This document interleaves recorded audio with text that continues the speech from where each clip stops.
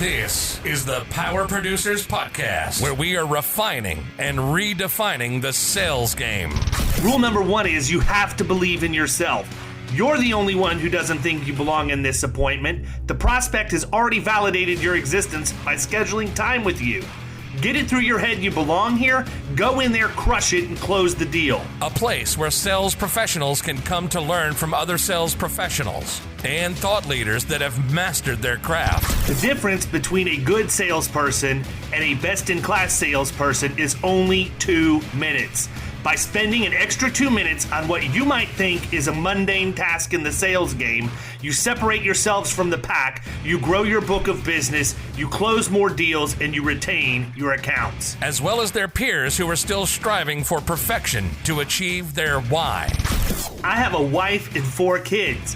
Failure is not an option. Real sales professionals, real stories, real results. It's no different than being a professional baseball player. You can't be a one-trick pony. You have to be a 5-tool player in order to succeed in this game. This is the Power Producers Podcast, production redefined. Are you ready to feel the power?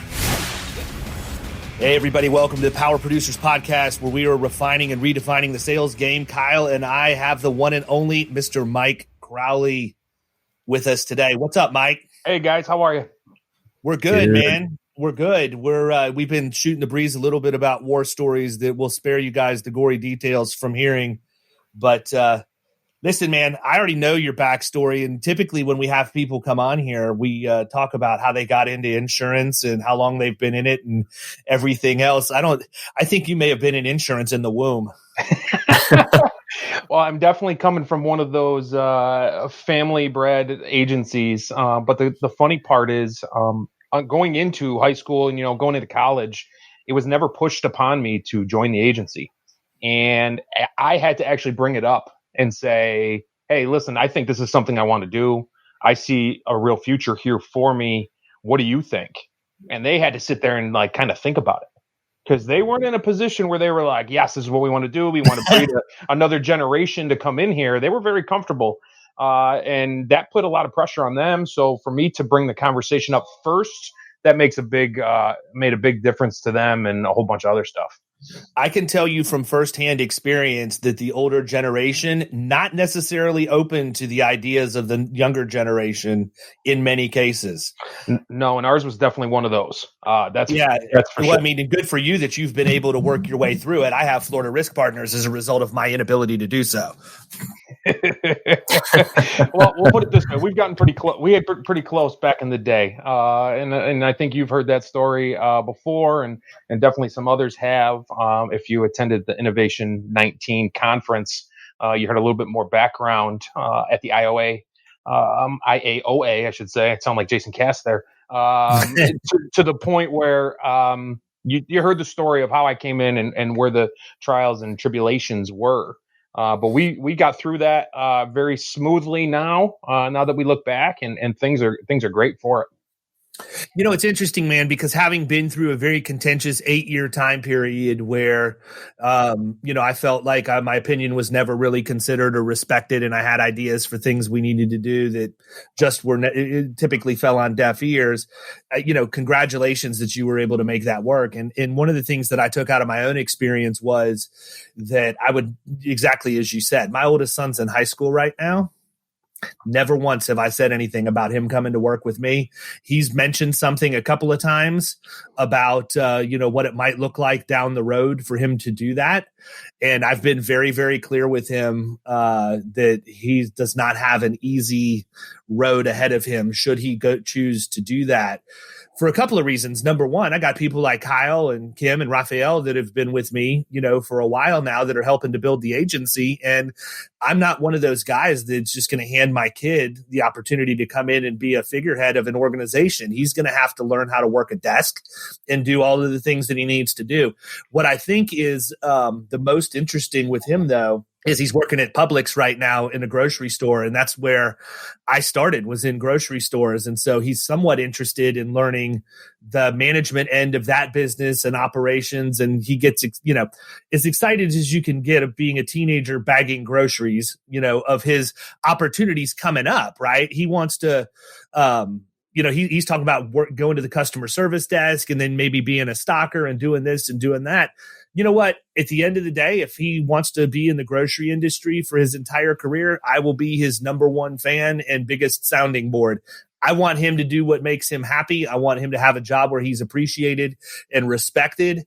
And that's all I can ask for. Now, if he wants that to be at Florida Risk, that's his business. But like I said, there's a process he's going to have to go through. It's not like you just walk in and I sign a paycheck for you every week. Well, and I think that's one of where you see family businesses fail are when people are handed those roles. And unfortunately, family businesses have gotten that kind of,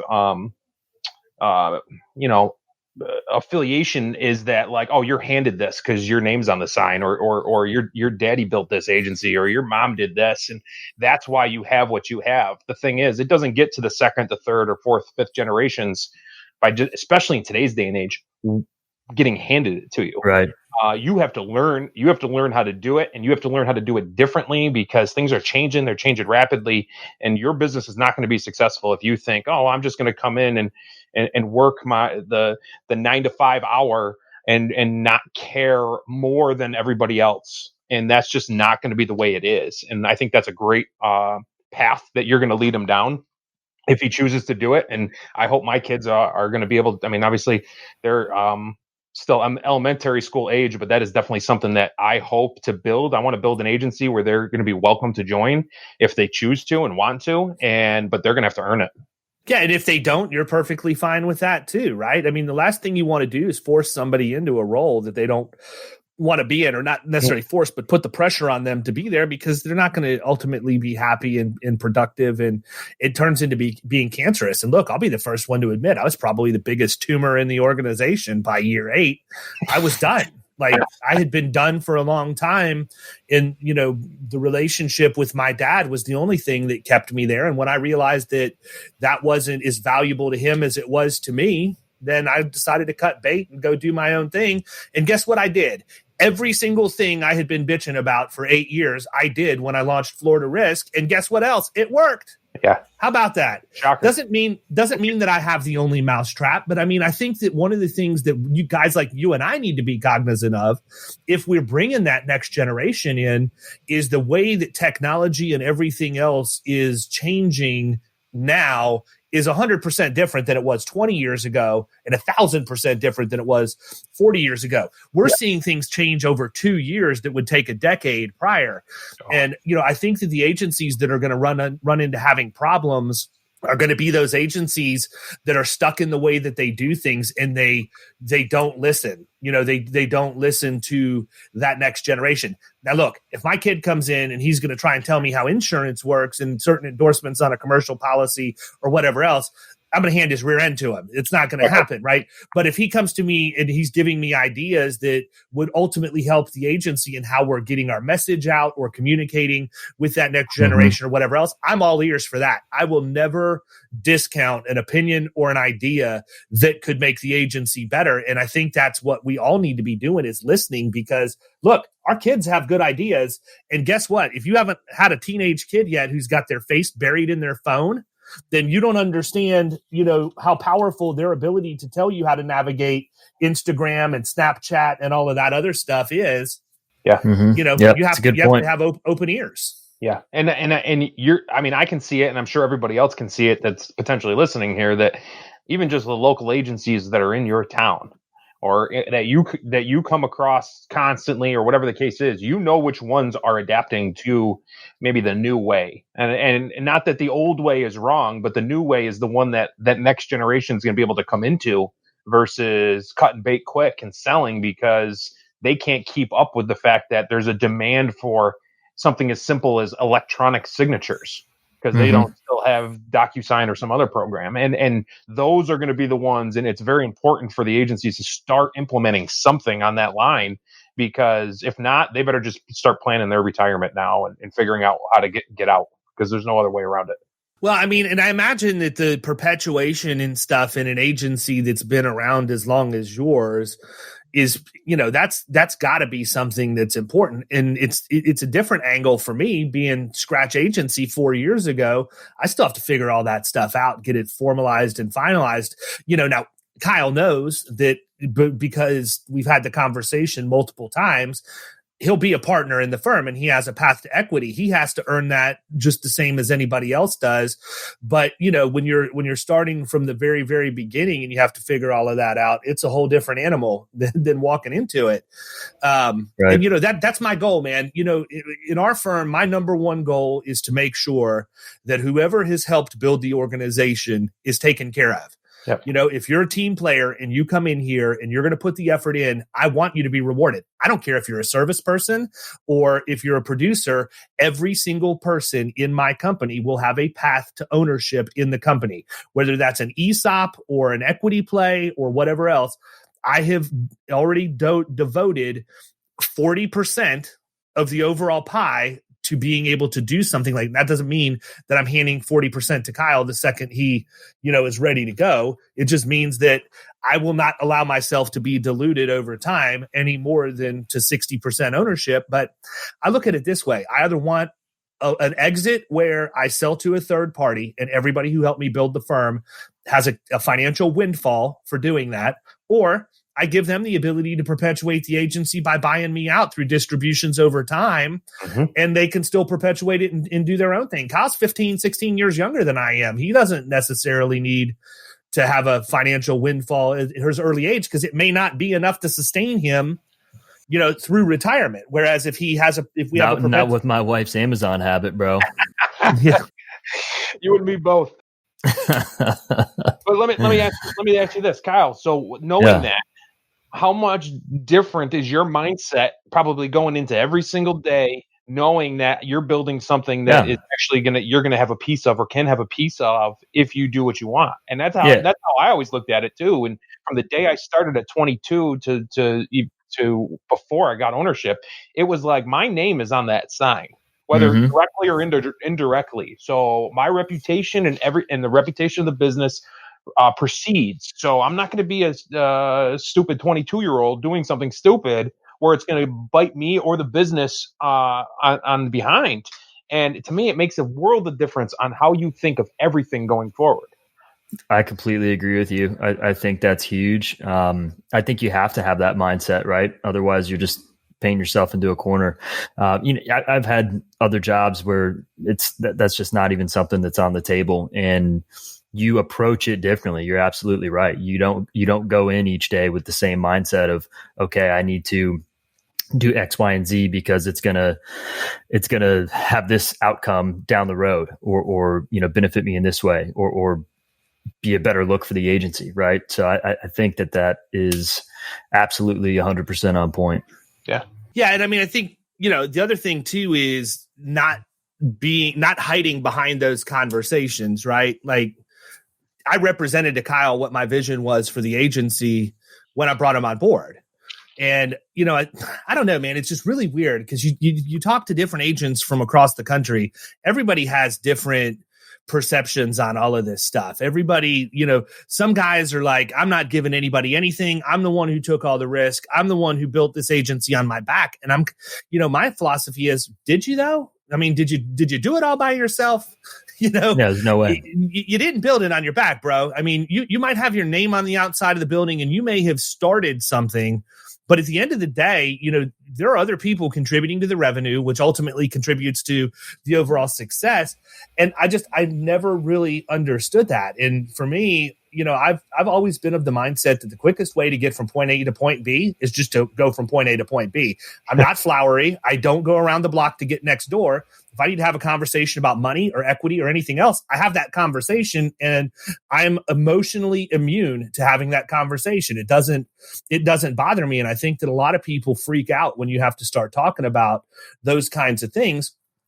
because human nature is we get possessive about our stuff, number one.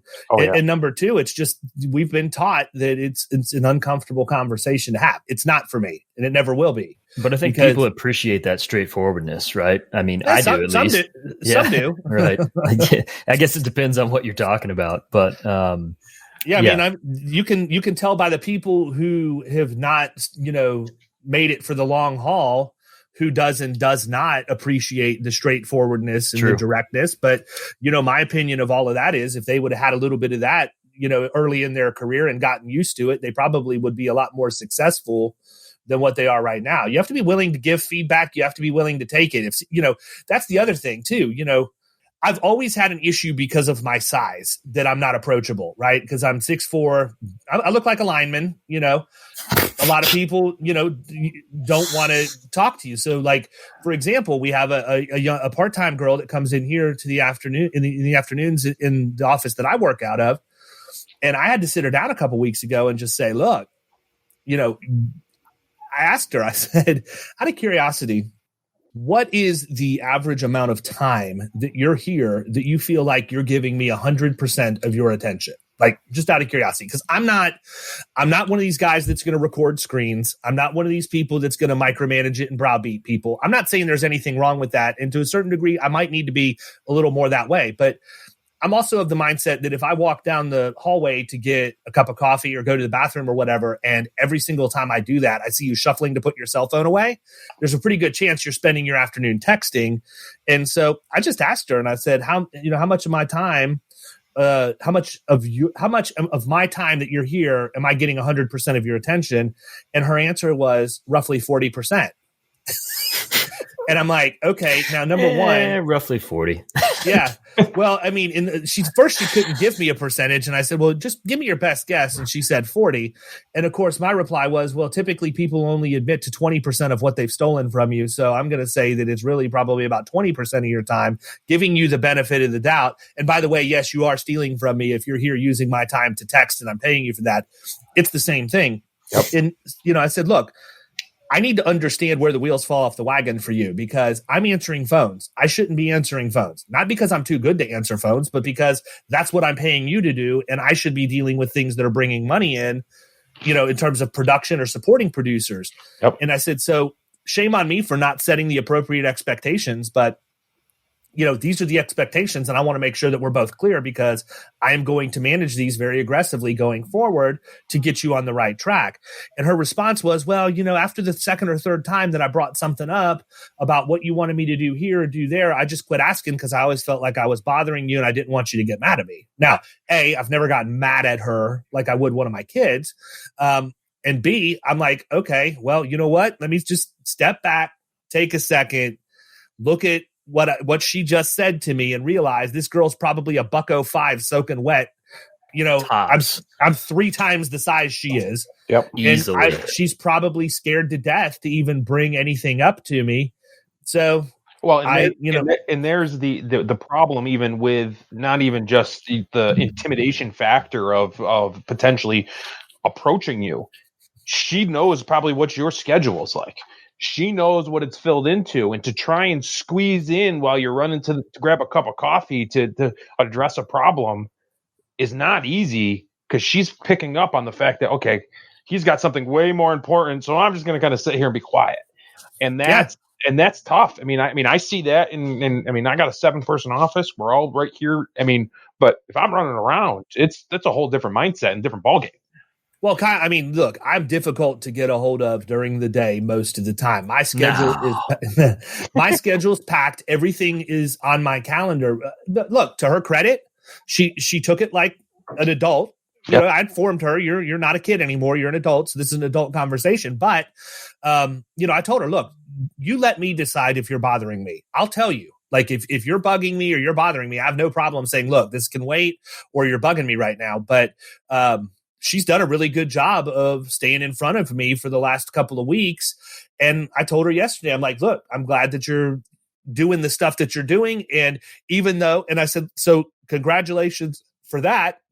Now we need to get the expectations of productivity taken care of, because you're not retaining things. So I want you to make sure that as you're asking these questions, you remember my answers.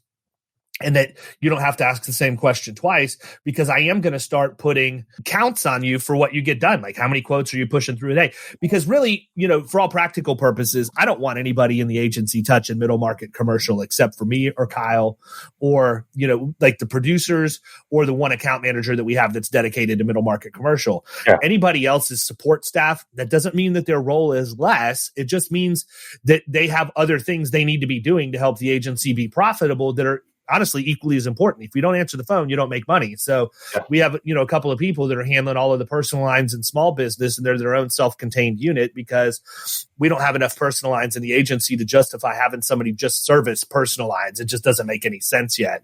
And, I joke with people all the time about shiny object syndrome and what's the worst, what's the biggest shiny object thing they've ever done as a result of attending a conference or whatever else. And I tell people all the time, the worst shiny object I ever had was coming back from Innovation 2019 and letting Justin Sloan talk me into why I needed to have personal lines in my agency.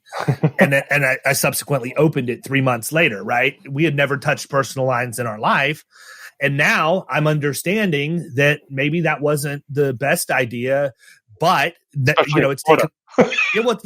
Truthfully, it's taken us a long time to sort of get things to where we understand the workflow of it, the process. And we're at the point now where it's relatively smooth, not 100% where I want it to be, but now I'm going to start putting some marketing dollars behind it. What's crazy to me is how many inbound leads we get with no spend at all. We do nothing. Yeah. Yep. And we have people calling in that find us on Google or Yelp, or the number one place seems to be when they go to a carrier's website and click the Find an Agent button. Mm-hmm. Well, and the thing is, you're not doing anything, but neither is 97% of the other agents, and that's the difference that you and we and hundreds of other people that we communicate with on a regular basis is. If you're putting your agency in a position to actually do something, you're never going to have a problem getting business in. No, and that's it's scary, man. People don't understand is that, like, everyone's worried about, should I start doing this, or should I make sure I buy this shiny object that's going to help what? Help bring in leads? Can I buy leads? I mean, like, if you're having trouble getting leads in the door and growing year after year, now you might not be doubling your book of business. You might not be adding, millions of dollars of premium on the books by doing that, but you should constantly be growing if you're doing something. It's funny because I did a blog post that I published late yesterday and then shared on social this morning about my technology doesn't have to be your technology. And I think that there's so many agencies out there, and producers for that matter, that are so worried about keeping up with the Joneses. And if you hear somebody say they have something and they have a successful agency, I better go out and get that because that'll make me equally as successful as they are. The problem that they don't contemplate is you actually have to use that stuff. That's a bad right?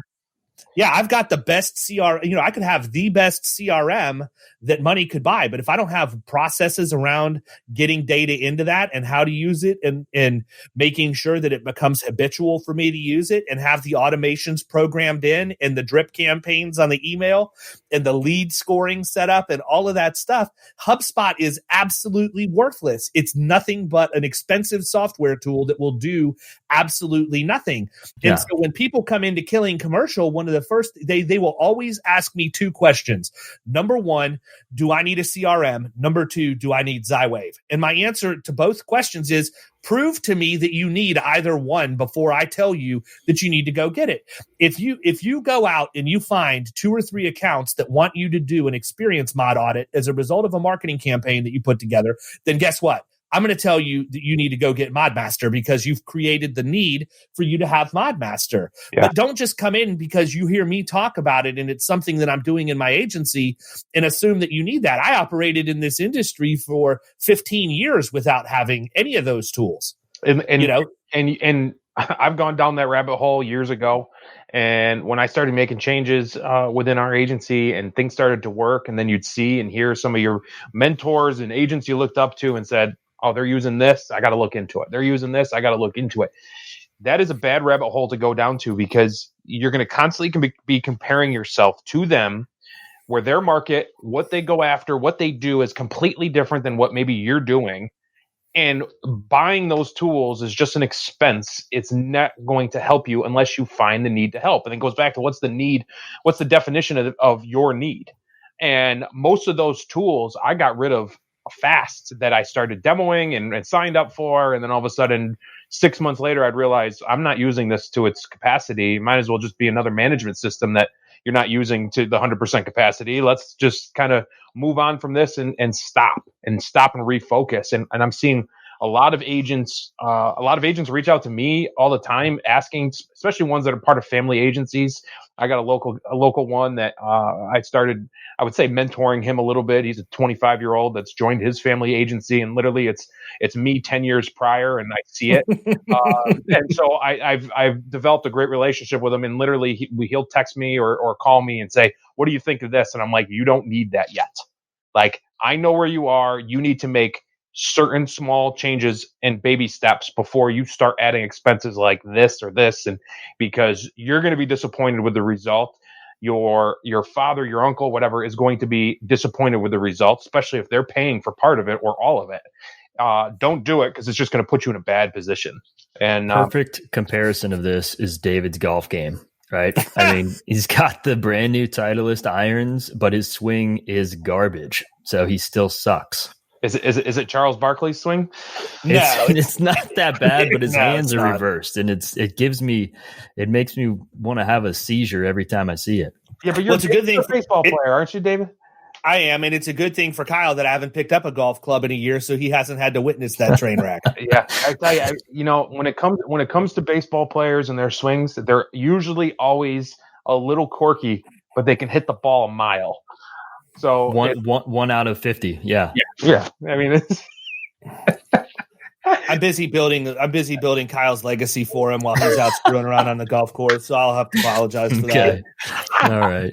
Love it. Next time you need me on a call to pitch a prospect at 10 o'clock in the morning on a Zoom, I'm going to be at the range, man. You got it. You can handle it on your own. Should be. Work that thing So listen, out. man. Yeah. So here's a question, like, and I don't want to focus on the whole family thing, because I know that's probably what you get asked about the most.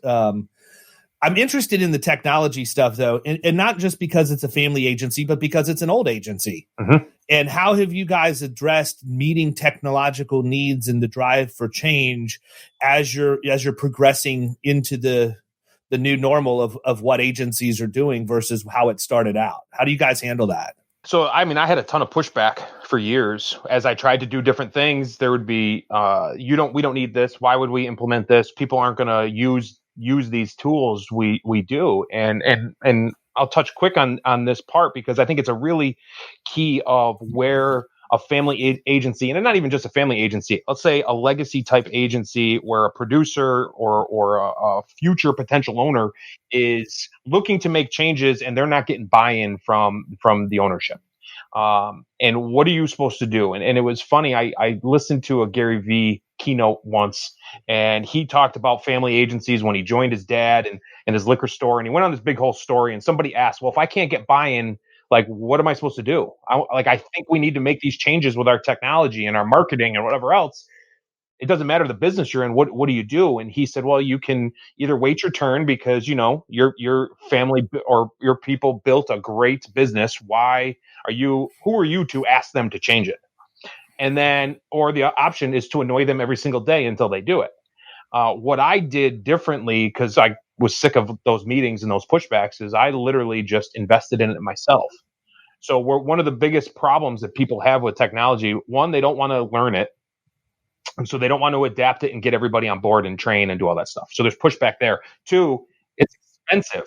They see the different costs associated with this. And we've talked about it with just the shiny objects. There's so many different softwares and programs that you can add that supposedly is going to help your business. You're going to grow because of this, but there's an expense on it. And, the older generation doesn't just gamble with those expenses. They don't see that and see it as a way to make more money. So for me, I just invested it myself. So I got rid of the need for them to learn or pay for it. And as I invested and as it started working, we started adapting more and more and more, but we would try and take on one thing at a time. So I'm going to change and I'm going to implement, change our new website, and I'm going to implement quote videos. Like that was one of the big things we did, but that was 3.5 years ago. And then we added something else and we added something else. So watching that kind of growth has solidified and made things easier for even the type of local town, majority personal lines agency that we are has made it so much easier that during the COVID shutdown, during when everybody started to work from home or whatever the case may be, we didn't see any kind of pushback or drop because clients are used to dealing with us and all that kind of stuff. So we have carrier reps having Zoom meetings with us now because we're not letting them in our office and all that other stuff. And they're saying, hey, listen, look at your numbers. How are you? Like, what did you do in March and April when New York was like basically completely shut down to grow? And I'm like, we did nothing different. We just kept the pace that we were going constantly. And that made just a huge difference on everything. So did you just like suggest, different things and keep getting shot down? So you said you invested into yourself and you implemented. Was it just you who was using it and you started getting results and you're like, okay, hey, look, here's the results. And then, yeah. Okay. And I mean, again, you add on a new website change. Okay. Advisory Evolve. There's people that still push back on his monthly cost. To me, that is the best money I've ever spent in my entire life. Okay, dude, that is my all-time favorite. And number one, if you're out there and you're part of the people that are complaining about the fact that Chris charges $150 a month and then another $50 for the Power Pack, go try and manage a WordPress site by yourself. I wish you all the best because if you're complaining about the maintenance costs associated with that, you don't know what it's like to have plugin updates that have conflict with another plugin and it takes your whole site down. Or I feel like $150 to manage that is not a lot. It's not a lot at all, but people complain. It blows my mind how many people complain.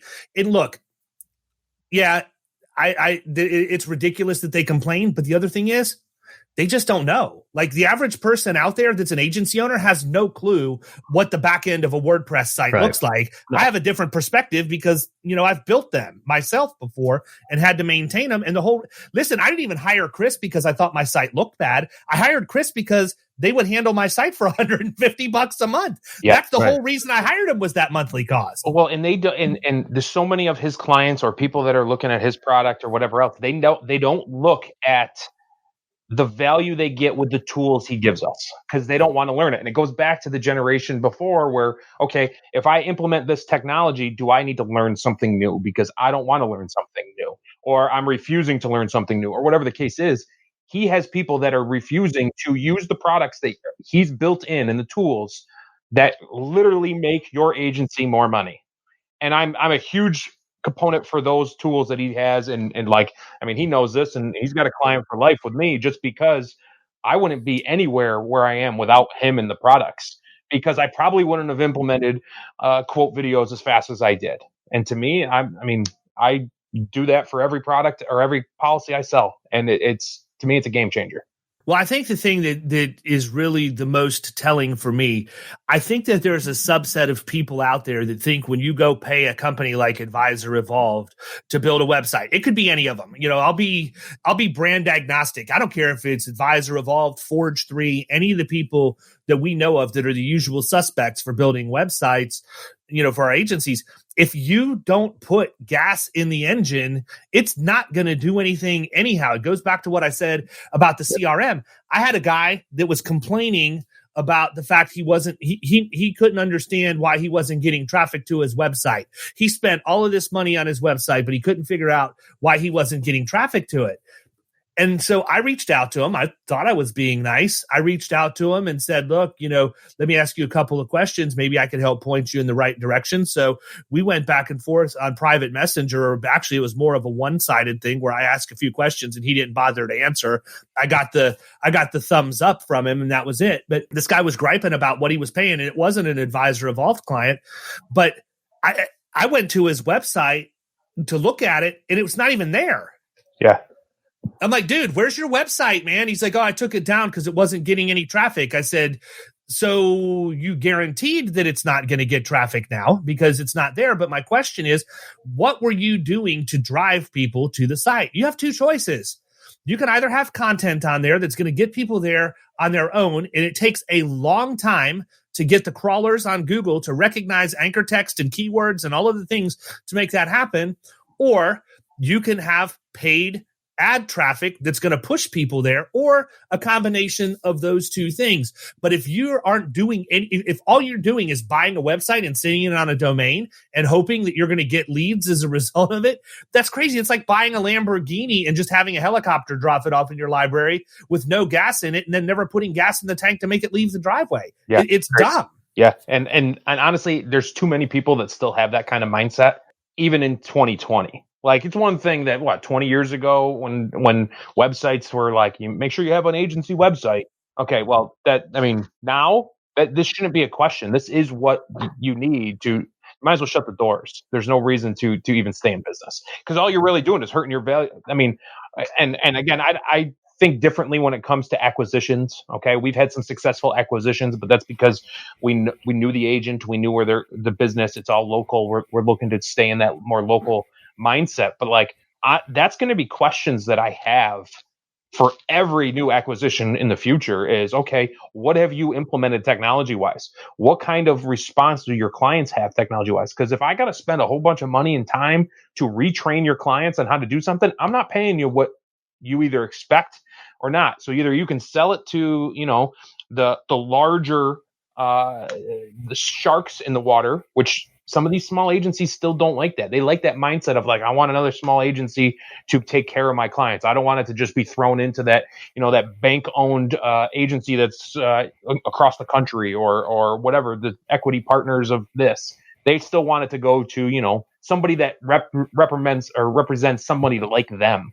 And if they're not doing this stuff, that dollar figure is going way down. That multiple is shrinking. So look, I've said it before and probably 10 times just during COVID, but I think it's natural selection at its finest, man. Those that are going to be willing to adapt and push forward are going to be very, very successful. The ones that are going to be the most successful are the people like our agencies that already have that technology and have had it in place for several years prior.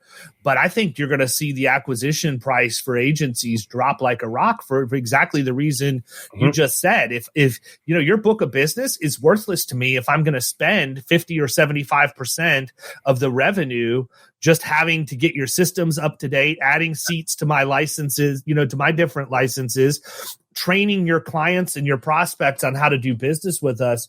It's nuts, man. I just can't even imagine. Well, I'll let you sell it to somebody else, and then I will target them and take the business for free versus paying you for it. Right. So that's going to be, hey, your agency sold. So you're looking for Mr. Smith's agency down on Main Street, and he's gone and sold it to some big person for some high dollar figure. Well, now you can just target those and you'll BOR people all day because they still want to deal with somebody that they know, like, and trust, and they're going to build that relationship. You go to a big shop, they're not going to know anybody. You might as well talk to an 800 number. Yeah, no, I agree with you. And I think that there's still always going to be, no matter how commoditized it becomes, there's always going to be that subset of the population that wants to deal with somebody. They don't want to deal with the call center. They don't want to deal with the automation. I mean, you can, and Ryan Hanley put a piece out about this. I'm going to admit that I didn't read the whole thing. I read a portion of it, and he and I have had the conversation, so I knew what he was saying. But we're not using technology to replace the human experience. We're using technology to enhance the human experience. Yep. And if, there's so many things that we waste our time on that could be dealt with technologically that ends up taking away from our ability to spend time with those people who really need it, that's really what we're focusing on in the agency. And I mean, I talked about it in, in the article that I put out last night, but a lot of these agencies go out and they buy technology blindly,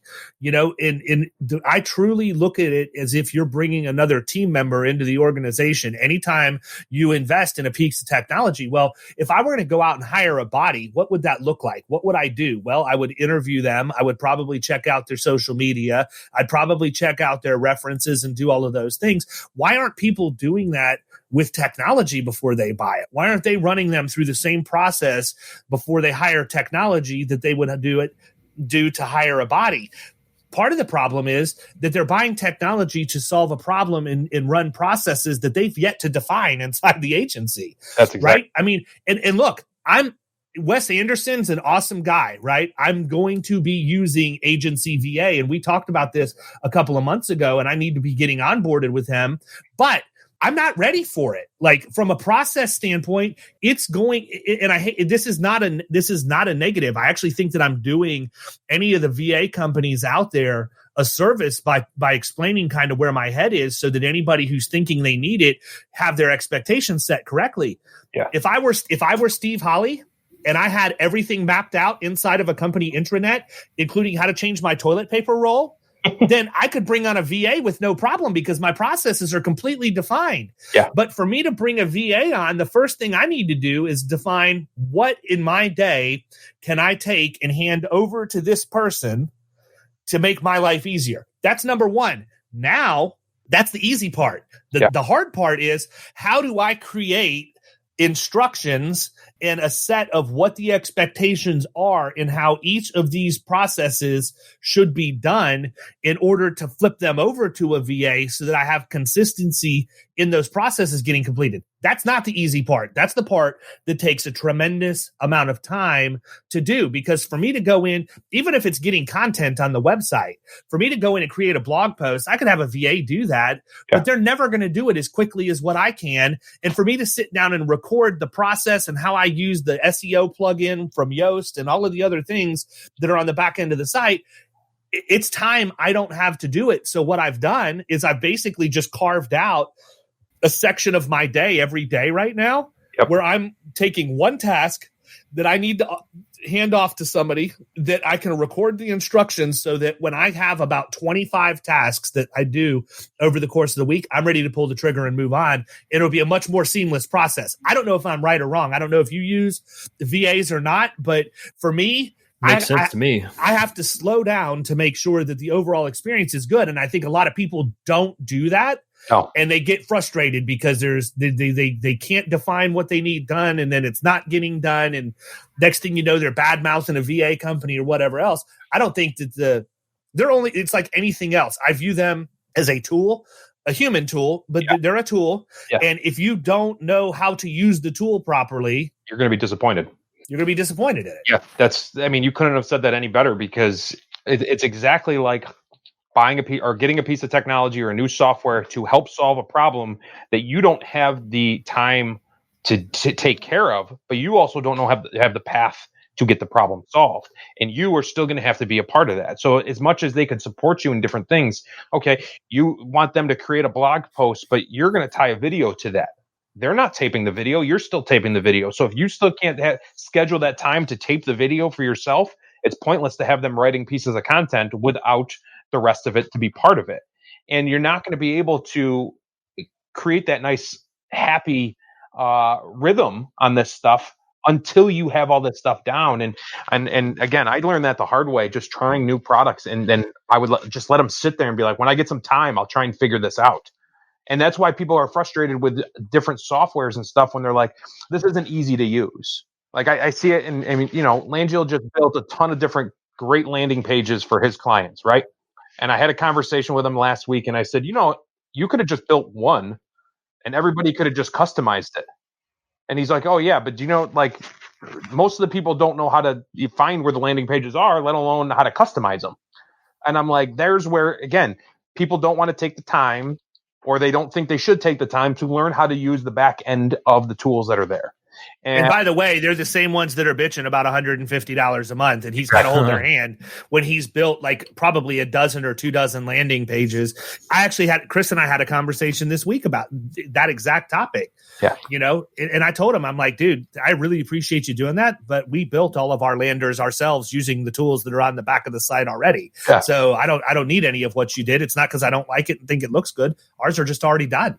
Yeah. I mean, almost every page on my site that's not the home page and like the main product pages are custom built by myself, just playing around with his landers that are on there. I have a whole page on video resources that I did a year or two ago, where I did videos every day for a while, and I have different questions asked and answered. Well, I used his mobile app landing page and just recustomized it to fit the need of like, okay, here's our YouTube channel, here's our series on 100 questions in 100-day type thing, and here's how everything's going to break down. That's his landing page. I just recustomized it. It didn't take me long. And I mean, it's trying to solve a need, trying to figure out what that need is, and getting people to focus on that. There's too many people are running a whole bunch of different ways, not knowing the path they want to do. They're not understanding what their success is. What am I looking to drive here? What kind of success do I want in creating content or getting traffic to my website? They're just plugging it in and hoping that something works and moving on to the next thing. And until people really figure that out and have the goals in mind and the paths in mind, they're not going to succeed the way they want to. Well, I know, and you just touched on it. You did the 100 videos in 100 days deal, right? Did you actually got that done, which apparently created the animal that is now Chris Green, who just feels like he's doing content in perpetuity. Like, I don't even know. Every time I hear from this guy, 1,000 videos in 300 days. Dude, he's like he's probably in the 10,000s by now. The dude, like, he cracks me up, man. Yeah, he is. It's just, he's a savant for like Chris is just one of those guys. There is no other one. Like there's nobody like Chris out there. And, you know, God love him. You know, some of the things he does just absolutely blow me away. Like how he has tweaked and manipulated HubSpot to do the different things that he's doing there is just mind blowing. And it's funny because I asked him one time, or I was talking to him when we were in innovation out in San Diego, and he was talking about, well, I listened on this podcast and then on this podcast and then on this. He rattled off like 24 podcasts that he had listened to. And I'm thinking to myself, who has time to listen to all this stuff? And then I got to thinking, I'm like, you know what? He doesn't fly. He drives everywhere he goes and he records all of his content on site. So this dude is literally in the car listening to podcasts all the time. Yep. And I mean, there's no telling how much worthless knowledge he has in his head just from all of the stuff that he's listened to, but it's made him able to, I think, you know, and I'm not being critical of Chris. I think that the thing that's made him really, really good is also one of the things that sort of presented some challenges for him too, because he does know how to do all this stuff. And when he goes to hand it off to somebody or have somebody else do it, he's a perfectionist and expects it to be the way he would do it. Yeah. And other people just don't have the ability to do the things that he does. They don't have the knowledge base because this guy is literally like, it's almost like he plugs his brain into the wall and gets a download, you know, for 8 hours while he's driving. Yeah. And honestly, he's built such a brand for himself, not necessarily his agency. Mm-hmm. Now, as much as everybody knows, maybe, I don't even know if the agency is even called the Flood Group, whatever. But again, everybody knows what he specializes in. He gets probably 50% of his business from other insurance professionals across the country because they don't want to deal with flood. They don't know how to deal with flood, or it's a hassle to them and they just know he's going to take care of it. The problem is it's he that's taking care of it. Where the back end is going to be is where he can train the other people to successfully work to the point where he's the flood call center in a way where like that's where everybody's going, where now everybody's just private messaging. Chris, can you take a look at this thing? And it's not going into that flow in that system where, so he's going to scale to a certain point. He's going to stop, and either he's going to have to stop his content producing so he can keep up with the revenue growth that he needs to write all this business that's coming in, or he's going to have to find the people that he can train and get on his wavelength, because that's going to make a big difference. So talk a little bit about the 100 videos in 100 days that you did. I mean, what that did for the agency, and then also kind of how you're morphing that into your content strategy going forward. It was more of so I started doing video a year or two prior to that. And I tried to do a weekly video series and just starting to build content, and it was going really well. And then, like most agencies and most producers, you got busy. And I hate using that word, but it's true. I got too busy where I was not making content a priority anymore. And so I had about 9 months into a weekly show. Like every Tuesday, I would produce and have a video pushed out. And then all of a sudden, Tuesday turned into Thursday. And then I missed one this week, and then I just stopped. The goal of doing the videos was solely for the fact that Ryan Hanley called out people that said, nobody has ever done this, and you saw, and I'm showing you the numbers and how it worked. And I needed a push to get back into doing content. I needed something to motivate me more than I know what this is going to do 3 years down the road from making this content. It's going to be an online producer selling things for me for years to come. I needed something more. It's something internal to say, you know what? I need this push. And so I heard him give a presentation. I heard a recording. I think it was down in one of the Carolinas, North or South Carolina. Albee, I think, had an event, and he was down there, gave a presentation, and I heard that he's just like, after 8 years, nobody has still done this. And I said, forget it. I'm doing it. Like, if you talk to him today, he would tell you after X number of years, nobody has done this, not the 100, but people still aren't doing it. I mean, it's funny when you listen to Ryan, when I talk with Ryan, he's been giving the same speech for a decade. Yeah. Like literally it's the same thing and people aren't listening. Well, I'm with you though, man. Like I'm the exact same way. I was blogging 10 years ago, 12 years ago, had success doing it. And then it's one time of skipping it. It's like going to the gym, man. One time you skip it. Next thing you know, you're at Golden Corral on your third trip to the buffet, not even anywhere near a treadmill. I mean, it just falls off that quickly. And this is the same thing, man. I have to have it on my schedule. It is the first thing that I do every single day is record a video. That's it. That's all I have to do. Then the rest of it, boom, send the video to Rev, let Rev transcribe it, go in, use Grammarly, turn it into a blog post, done. Yeah. Easy. And if the gym reference is spectacular, because everybody that has ever tried to go to the gym, used to go to the gym, stopped going to the gym, knows that feeling, knows the feeling their body is when they wake up the next day and they're sore. In a way, it's almost the same way where it's like, that this is one of the hardest things to do, is to get back in that rhythm, in that rotation of, I'm going to produce something this week. And what am I going to produce? So it forced me to get back into it. And it was tough. I'm not going to lie. And there's a reason nobody's done it. The problem is for the most part, nobody has even gotten into a normal rhythm, whether it's a weekly one, doesn't even have to be daily one. And that goes back to the fact that 97, 98, 99% of the agencies out there are not trying these things. And he had to say something for 10 years or so to try and slap people on the side of the head to say, you know what, this works. Here is the result. And he did it at an agency that wasn't a big technology agency. They didn't already have a good online presence to make this stuff come in for another reason. It was solely off of his marketing abilities to bring that in. And more agencies need to try and do something of that. I mean, because consumers in today's day and age, they're getting smarter, but they're getting more hectic. They're getting busier to the point where everybody is running 100 different ways. That's why they want things done easy. They want it done their way, whether it's on a technology basis or if they want to meet you in your office. It depends on the circumstance. It depends on what they want to do. So if you can develop educational tools and things to make things easier for your clients, no matter who that client is, no matter what their mindset is, you are going to be successful. And so for this really pushed me to say, okay, I'm going to create content. No, I'm not going to continue doing this on a daily basis because I'm just going to fail. It's like the person that's like, I'm going to go run 50 miles today instead of starting with 1 mile. Like you just know you're going to fail. So if you can create a constant flow where you're constantly putting out videos and written pieces and all the other stuff, audio, starting podcasts, all that stuff is the way that people are going to communicate with you. They're going to absorb your information so that when they're ready to buy, they know that they're calling you. Like you don't need to push the marketing right into their face or right into their inbox or mailbox or however you want to market. They know who you are. You built the brand for your niche or your territory if you're on a community basis.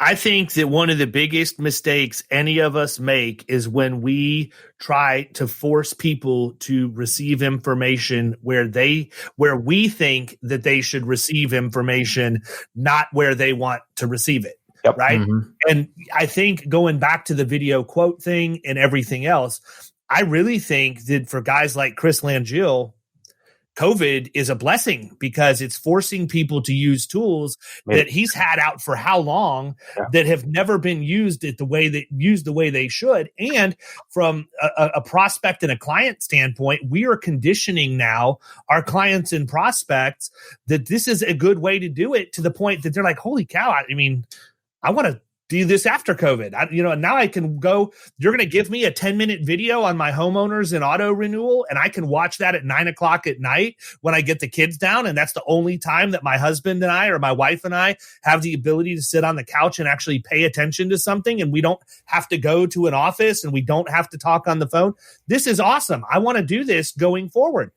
It changes the game, man. If nothing else, for all the negative that's happened with COVID, the way that it has forced people to adopt technology and forced agencies to use the technology they already have, the way it was intended to use is change. You listen to what I say. It's changing our industry and already has. Your example right there about the husband and wife sitting on the couch at 9:00 at night was the response I got from the first ever video proposal I did. Before I even had Advisor Evolved, I knew he was building my site. I knew the tool was coming, and I said, I need to try this out. So I use, Screencast-O-Matic or something to just record. I think I put it on an unlisted private video on YouTube. I put on a picture in the email that was embedded with the link. The person came back and they basically said, hey, we're ready to move ahead with the insurance. We love the video. My husband and I remembered last night that we have to talk about this. As soon as we put the kids in bed, we sat down. It was 9:30 at night. We poured a glass of wine and we're like, we got to talk insurance. And we hit play. And you did a 5-minute video that answered all our questions. We had no problem. We didn't have to come in and sit down. This was amazing. Let's start the paperwork. Mm-hmm. That response was the number one reason that I didn't say, oh, well, maybe I'll do this on some big accounts or whatever else, that I do on every single new business, also some renewals. And because in 3.5 years, I only had 2 people not like it. 2. And that was pre-COVID. Now now people are going to be used to using it. They're going to be used to clicking on a video and watching something. So now it's going to be even more so.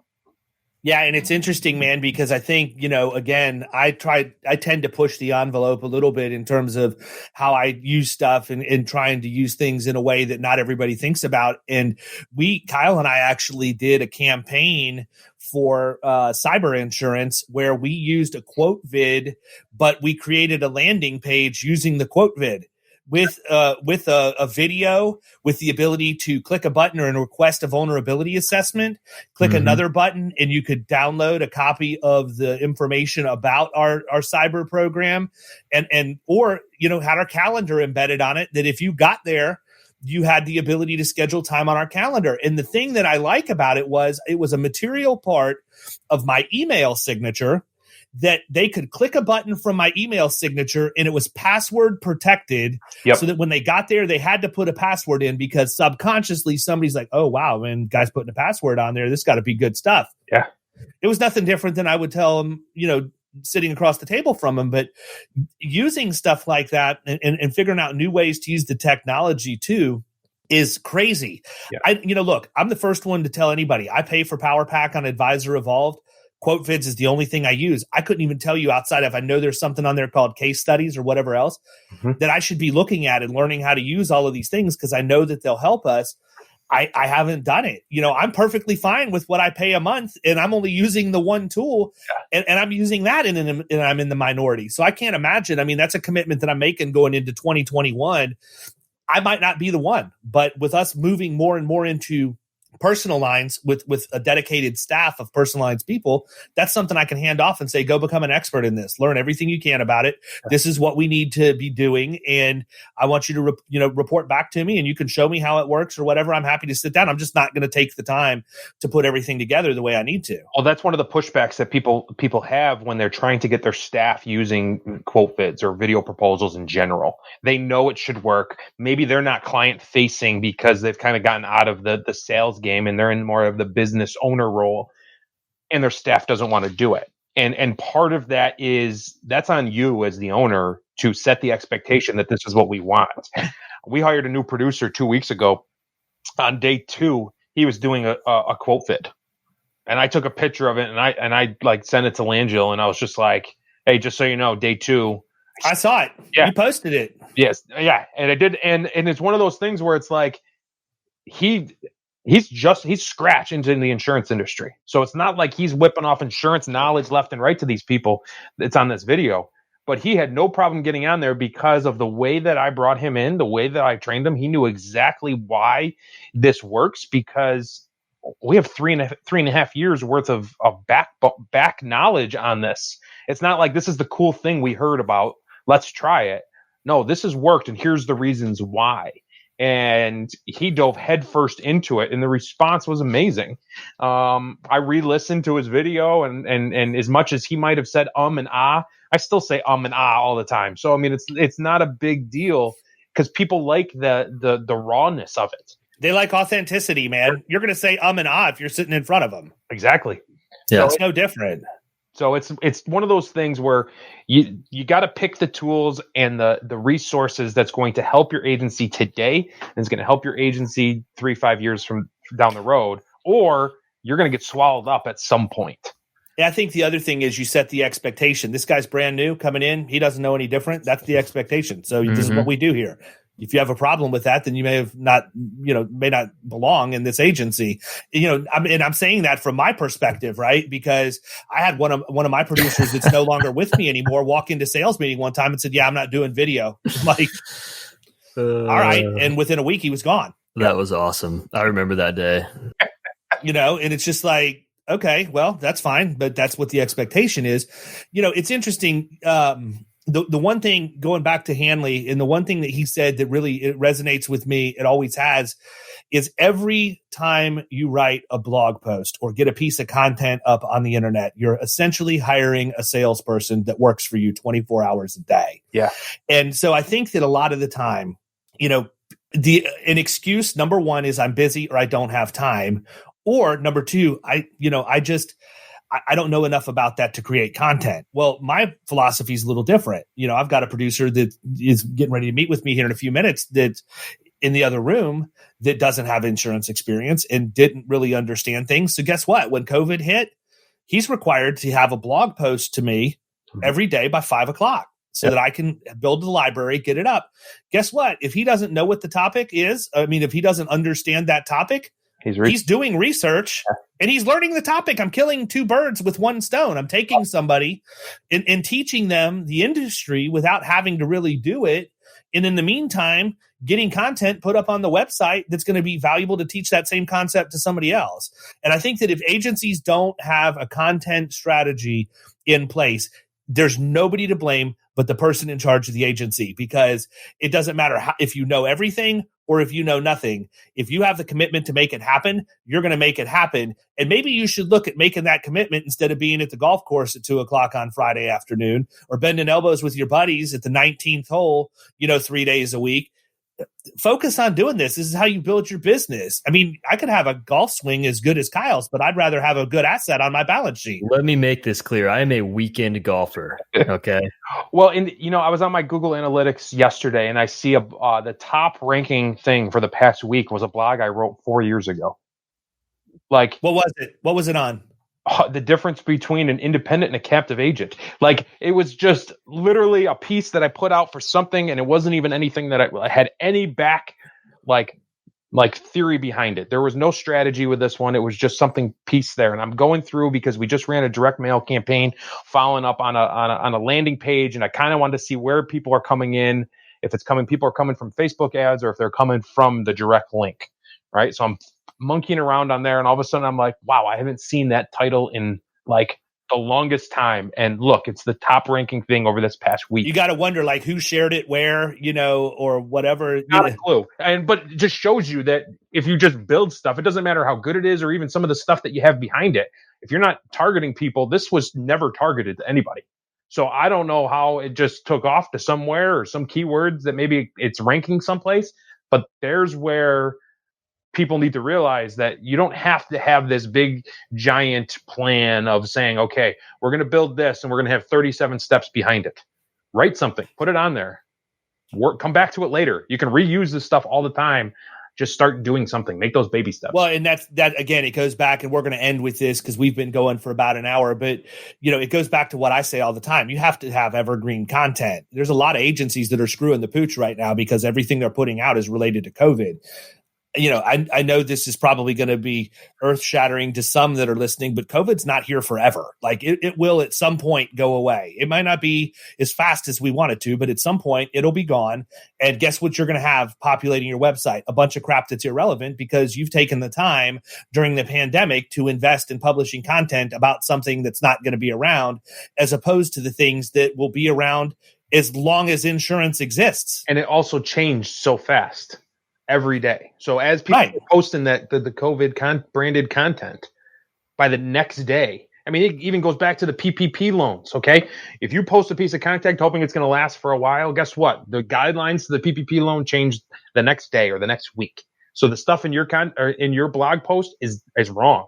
So now you have bad information out there, and that went the whole way. I did one piece of content for that, and it was about surrounding, because again, we're a big personal agency. It's surrounding the refunds that starting with Allstate, that they were going to get back on your auto insurance.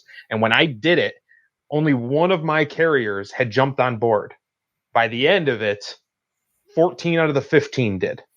And that's a very powerful piece of content, Mike, that you could coerce 14 carriers to do what you told them they needed to do. Exactly. You can't make me look bad, carriers. So everybody please jump on board. And I got a good 90% of them. So, but attaboy. Yeah. Well, listen, man, we have had a blast having you on. I knew this would be a good conversation. I told Kyle up front that you would be an easy guy to have on the show. Tell them how to find you, brother. I'm sure people will reach out to you and want to hear more. The easiest place is searching on LinkedIn right now.